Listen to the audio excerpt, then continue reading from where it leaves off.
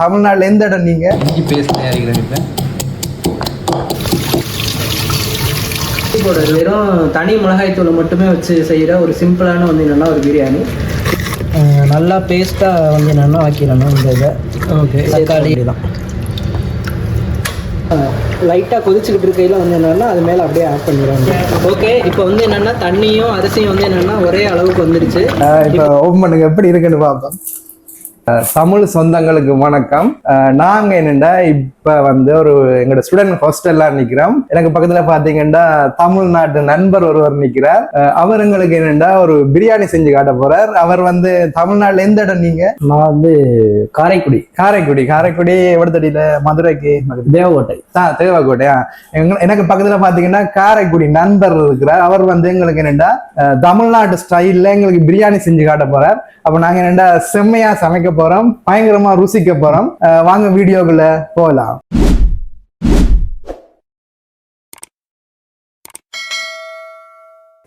இது என்ன அரிசியில நாங்க பிரியாணி செய்ய போறோம்? சீரக சம்பா. ஓகே. இது வந்து இப்ப என்ன எத்தனை பேருக்கு நாங்க இன்னைக்கு இப்ப அளவா பிரியாணி செய்ய போறோம்? ஒரு 4 பேருக்கு செய்யலான்ற மாதிரி பாக்குறேன். 4 பேருக்குன்னா இப்ப எந்த அளவு அரிசி எடுக்கணும்? நான் யூஸ்வலாக வந்து என்னென்னா 1.5 கப் எடுப்பேன். இன்னைக்கு வந்து ஒரு 1.25 கப்பு வந்து என்னென்னா அரிசி எடுத்துக்கலான்னு பார்க்குறேன். ஃபஸ்ட்டு 1 கப் எடுத்துட்டேன். அடுத்து வந்து என்னென்னா ஒரு 3/4 கப்பு கிட்ட எடுத்துட்டேன்.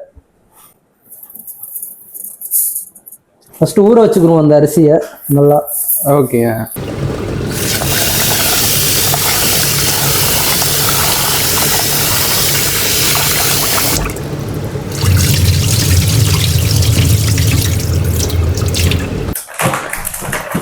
நோர்வேல பார்த்தீங்கன்னா இந்த டீப் ஃப்ரீஸ் சிக்கனுகள்லாம் வந்து மலிவானது. அப்போ நாங்கள் அது இந்த டீப் ஃப்ரீஸ் சிக்கன் லெக் பீஸை வச்சு தான் நாங்கள் வந்து பார்த்தீங்கன்னா சிக்கன் பிரியாணி செய்ய போகிறோம். இப்போ 4 பேருக்கு தேவையான பிரியாணி செய்கிறதுக்கு இத்தனை லெக் பீஸ் எடுக்கணும். 3 லெக் பீஸ் போதும். இப்போ நாங்கள் என்னென்னா இந்த டீப் ஃப்ரீஸ் சிக்கன் வந்து நல்ல ஃப்ரீஸ் ஆகிருக்கு. அதுக்கு வந்து பார்த்தீங்கன்னா நாங்கள் இப்போ ஹாட் வாட்டர் ஆட் பண்ணி அதை வந்து அந்த நார்மலான பதத்துக்கு கொண்டு வர்றோம்.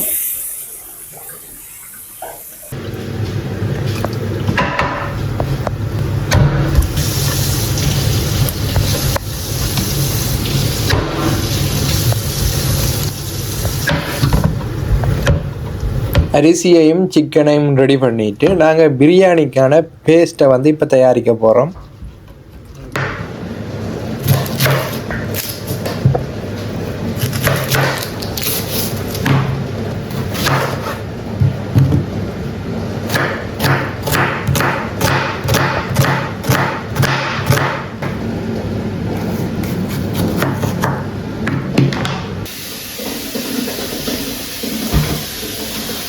தேவையான வெங்காயத்தையும் பச்சை மிளகாயையும் வெட்டி எடுத்தாச்சு. பிரியாணியை வந்து இந்த பாத்திரத்தில் நாங்கள் செய்ய போகிறோம். இங்கே வந்து பார்த்தீங்கன்னா கூடுதலாக எலக்ட்ரிக் அவன் தான் யூஸ் பண்ணுவாங்க. அப்போ நாங்கள் என்னென்னா இப்போ இந்த பிரியாணி செய்கிறதுக்கான பாத்திரத்தை அடுப்பில் வச்சு ரெடி பண்ணிட்டோம். இந்த பாத்திரத்துக்குள்ள இப்போ நாங்கள் என்னென்னா எண்ணெயை ஆட் பண்ணுறோம். அடுத்தது பச்சை மிளகாய்,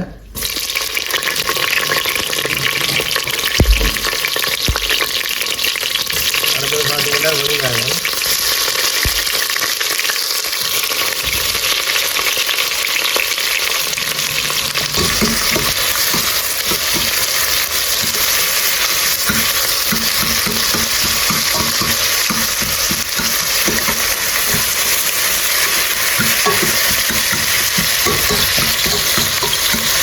இந்த பிரியாணிக்கு பார்த்தீங்கன்னா இந்த டேஸ்ட்டை வந்து இதுகள்லாம் கொடுக்க போகுது.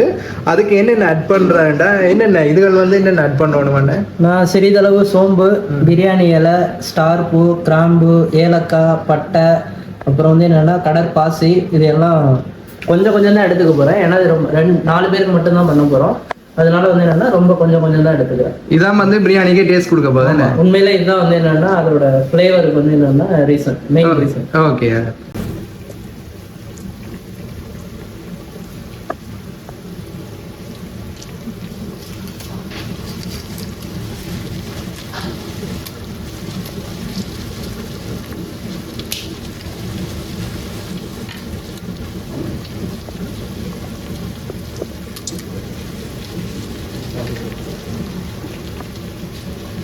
எல்லாத்தையும் போட்டு மிக்ஸ் பண்ணி அப்படியே வதக்க விடணும்.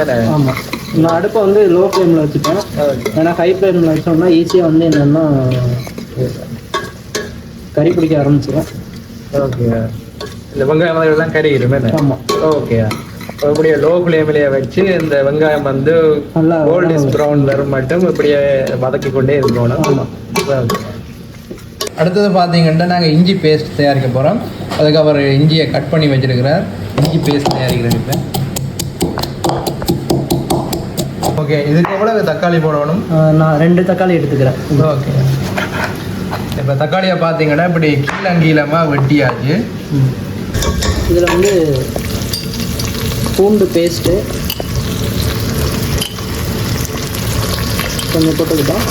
அடுத்து நம்ம வந்து இடித்து வச்ச இஞ்சியை வந்து சேர்த்துக்கிட்டோம். நல்லா மிக்ஸ் பண்ணிக்கலாம். அந்த பச்சை வாசம் போக மட்டும் இப்படியே வதக்கணும். தேவையான அளவு கொஞ்சம் கல்லூரி போட்டுக்கிட்டோம்.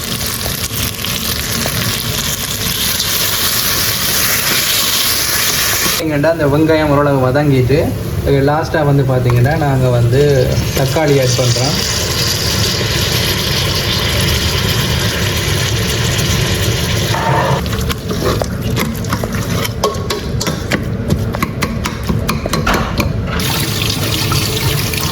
அது பார்த்தீங்கன்னா அதுக்குள்ள போடுறதுக்கு புதினாவை கழுவிட்டு இதை கொண்டே அங்கே போட போகிறோம்.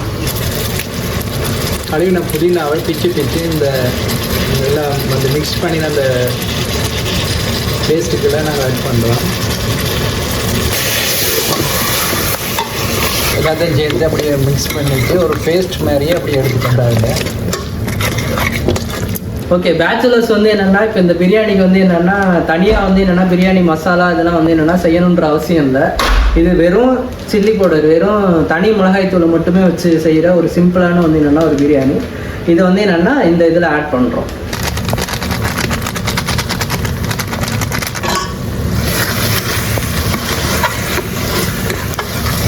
இதில் வேறு எந்த மசாலாவுமே ஆட் பண்ணலை. ஒன்லி வந்து என்னென்னா வெறும் மிளகாப்பொடி மட்டும் வச்சு செய்கிறது தான்.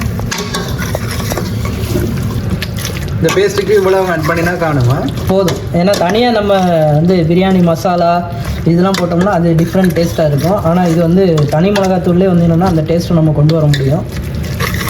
நல்லா பேஸ்ட்டாக வந்து என்னென்னா ஆக்கிடணும் இந்த இதை. ஓகே, தக்காளி, வெங்காயம், இஞ்சி பூண்டு பேஸ்ட்டு, புதினா, வெறும் தனி மிளகாய்த்தூள் இது மட்டும்தான் நம்ம இதில் வந்து ஆட் பண்ணியிருக்கிறது. ஓகே, இந்த பேஸ்ட்டுக்கு அடுத்து என்ன செய்யணும்னா அடுத்து நேரடியாக வந்து என்னென்னா சிக்கனை போட்டுற வேண்டியதான். இதில் வந்து சிக்கன் வந்து பீஸாக நறுக்கி வச்சுருக்கோம். அதை அப்படியே எடுத்து சேர்த்துற வேண்டியதான்.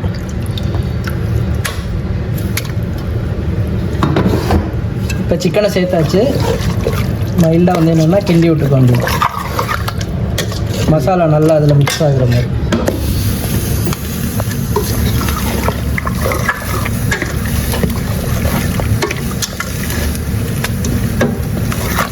வெங்காயம் வதங்குறதுக்கு முதல்ல கொஞ்சம் உப்பு போட்டிருந்தோம். இப்போ சிக்கனுக்கும் சேர்த்து வந்து என்னென்னா கொஞ்சம் தேவையான அளவு வந்து என்னென்னா உப்பு போட்டுக்க வேண்டியதான். நான் வந்து கல் உப்பு தான் யூஸ் பண்ணுறேன்.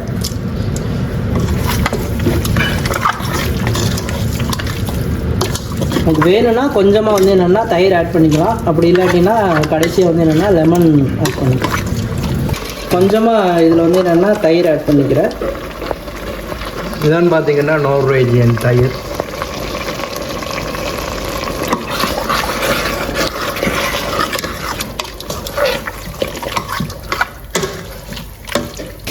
கொஞ்சம் தேவையான அளவு தண்ணி ஊற்றிக்கிறோம். இப்போ இதுக்குள்ள சிக்கன் வந்து இந்த பேஸ்ட் தண்ணிக்குள்ள நேரம் கொதிக்கணும். ஒரு 7 to 10 நிமிஷத்துக்கும் 10 நிமிஷம் இருந்தால் போதும். அதுக்கப்புறம் தான் அரிசி போடணும். அதுக்கப்புறம் அரிசி போட்டுக்க வேண்டியதான். ஓகே,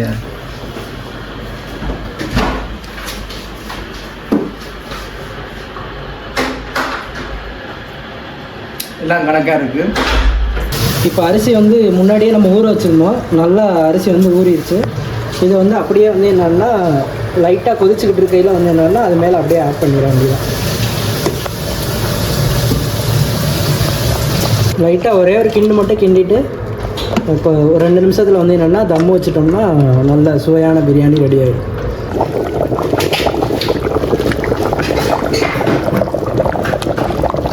ஓகே, இப்போ வந்து என்னென்னா தண்ணியும் அரிசியும் வந்து என்னென்னா ஒரே அளவுக்கு வந்துருச்சு. இப்போ வந்து என்னென்னா நம்ம வந்து தம் போட வேண்டியதான். அதுக்கு வந்து என்னென்னா எப்படி போடுறோன்றதை இப்போ காமிக்கிறோம். தம் போடுறதுக்கு வந்து என்னென்னா அலுமினியம் ஃபாயில் எடுத்துக்கிட்டேன். அதை வந்து என்னென்னா இந்த மூடியில் வந்து என்னென்னா அப்படியே வச்சுட்டு வந்து என்னென்னா கவர் பண்ணிக்க வேண்டியதான்.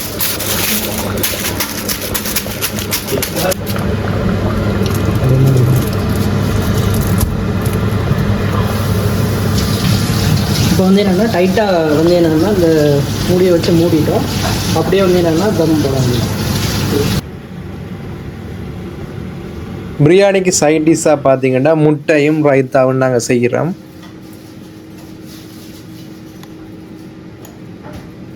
இப்போ ஃபைனலாக பார்த்தீங்கன்னா பிரியாணி ரெடி ஆயிட்டு இப்போ ஓப்பன் பண்ணுங்க எப்படி இருக்குன்னு பார்ப்போம்.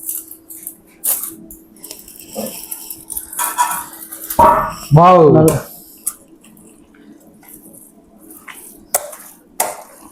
நல்ல தனி மிளகாய் தூள் வைத்து செய்த தரமான பிரியாணி ரெடி. நல்லா அடியெல்லாம் பிடிக்கல, நீங்க பாத்தீங்கன்னாலே தெரியும்.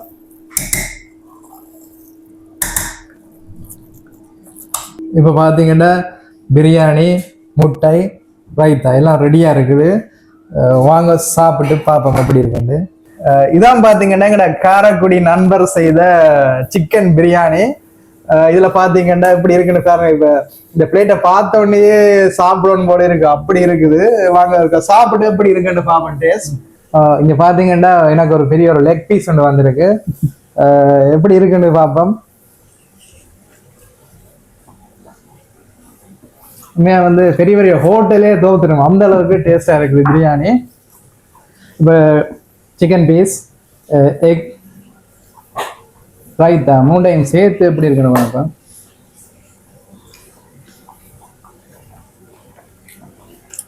உண்மையிலேயே சூப்பரா இருக்குது. அண்ணன் வந்து ஃபியூச்சர்ல பெரிய ஒரு ரெஸ்டாரண்ட் போடலாம் அந்த அளவுக்கு ஒரு சுவையான ஒரு பிரியாணியை சமைச்சு தந்துருக்கிறார். இந்த வீடியோ பிடிச்சிருந்தா லைக் பண்ணுங்க, ஷேர் பண்ணுங்க. மற்ற என்னோட யூடியூப் சேனலை சப்ஸ்கிரைப் பண்ணாட்டி சப்ஸ்கிரைப் பண்ணி சப்போர்ட் பண்ணுங்க. மீண்டும் ஒரு காணொலியில் சந்திப்போம். நன்றி, வணக்கம்.